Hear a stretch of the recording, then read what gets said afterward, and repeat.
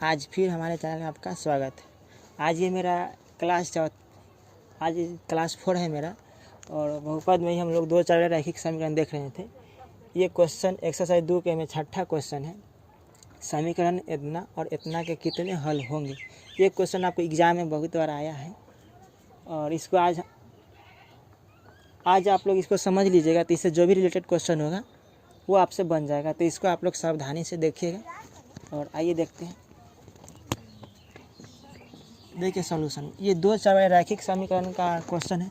जैसे देखिए, हम लोग 2 चर वाले रैखिक समीकरण का व्यापक रूप पिछले क्लास में पढ़े होंगे, और एक बार देख लेते हैं। ax plus by plus c बराबर 0 और dx plus ey plus f बराबर 0 होता है।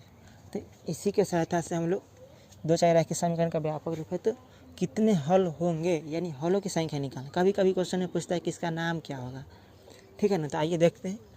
तो हम लोग इस क्वेश्चन के मदद से a के मान निकालेंगे 2, b का मान निकालेंगे 3 और c का मान निकालेंगे कितना 8। और इसमें से देखिए, ये इसमें से निकालेंगे d का मान 4, e का मान निकालेंगे 6 और f का मान निकालेंगे कितना 7। देखिए समीकरण पहला में से a b c निकाले, दूसरा में से d। और देखिए, बनाने के लिए आपको बहुत सावधानी से देखना पड़ेगा। देखिए, इसमें अगर बराबर के बाद 8 है तो इसमें भी बराबर के बाद 7, यानी कुछ भी रहे लेकिन बराबर के बाद ही रहेगा। जैसे देखिए, अगर बराबर के बाद है कुछ अंक है तो बराबर के बाद कुछ अंक होना चाहिए। जैसे देखिए, जैसे 2x प्लस 3y अगर -8 बराबर 0 रहता, और 4x प्लस 6y बराबर 7 रहता। इसमें से अगर a के मान 2 और b के मान अगर 3 लेते हैं और c के मान -8 लेंगे, और इसमें से d के मान अगर लेते हैं 4 और e के मान लेते हैं 6 और f के मान लेते हैं 7, तो ये मेरा गलत होगा। ऐसा नहीं, दोनों समीकरण में अगर बराबर के बाद कुछ है तो बराबर के बाद कुछ होना चाहिए। अगर इनमें बराबर के बाद 0 है तो इसमें भी बराबर के बाद क्या होना चाहिए।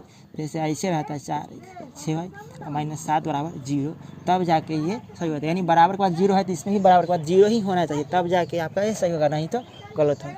अब देखिए, a b c निकालिए, d e f निकालिए।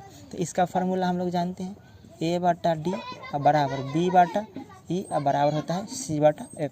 जो भी मान इसमें हम पुट करेंगे, जैसे देखिए a का मान कितना है 2, तो a की जगह पर 2 रखेंगे। d का मान यहाँ से यहाँ तक में d का मान खोजेंगे, कितना है 4 है तो 4 रख दिए बराबर। चलिए b है तो b का मान 3 है, और e का मान यहाँ से यहाँ तक में 6 है तो 6 रखेंगे बराबर। c का मान 8 है तो 8 रख दिए। f का मान कितना है 7 है तो यानी 7 है तो 7 रख दिए। अब जो कटने वाला होगा उसको काटेंगे, जो नहीं कटने वाला होगा उसको हम लोग छोड़ेंगे। तो देखिए कौन कौन काट रहा है, इसको काटें। तो ये कट गया 2, ये 3 दूना 6, ये कटेगा, नहीं कटेगा तो उसको छोड़ दीजिए। देखिए ऊपर में कुछ नहीं बचा तो 1, नीचे कितना है 2 बराबर। ऊपर में कुछ नहीं बचा तो 1, नीचे कितना बच गया 2 बराबर 8/7। देखिए अब आप लोग तो पहचान रहे हैं कि कौन बराबर है कौन बराबर नहीं है।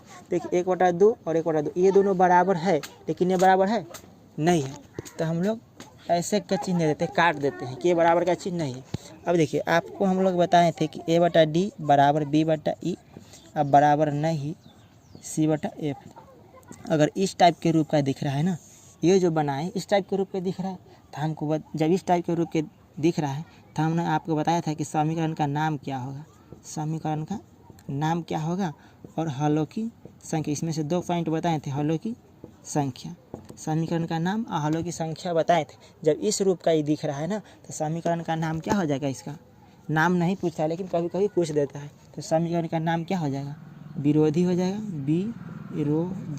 विरोधी या असंगत कह सकते, असंगत। अच्छा, हलों की संख्या कितना है, इसमें आपको हलों की संख्या पूछ रहा है।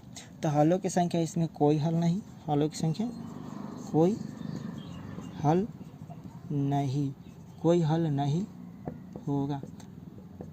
तो देखिए आपका ये वाला आंसर होगा। जब कोई हल नहीं पूछ रहा है तो ये होगा, अगर नाम पूछता तो विरोधी होता या असंगत होता। तो दोनों आपका एक क्वेश्चन हम दोनों बता दिए हैं। तो आज इतना ही रहने देते हैं। अगर ये समझ गए हैं तो ये टाइप का क्वेश्चन आपको बन जाए। देखिए 4-5 मिनट का वीडियो में आप लोग एक ही क्वेश्चन को अगर देखते हैं सही से तो उसी टाइप का बनेगा, दूसरा नहीं बनेगा। क्या है कि दूसरा बनाने के लिए आपको कंसेप्ट पढ़ना होता है। अब मैथ ऐसे नहीं है कि छोटा सा शॉर्ट वीडियो देखें और 10 को 20 को क्वेश्चन बना दिए, तो नहीं। अगर इसी टाइप का 10 को 20 को क्वेश्चन रहेगा तब बनेगा, नहीं तो नहीं बनेगा। इसीलिए आप लोग को शॉर्ट वीडियो में जिस टाइप का देखते हैं उसी टाइप का बनेगा, इसमें टेंशन लेने की कोई बात नहीं है। तो इससे आगे हम लोग देखते हैं नेक्स्ट वीडियो में। आज इतना ही रहने देते हैं। तो आप लोग देख लीजिए और स्क्रीनशॉट लेना चाहते हैं तो ले लीजिए।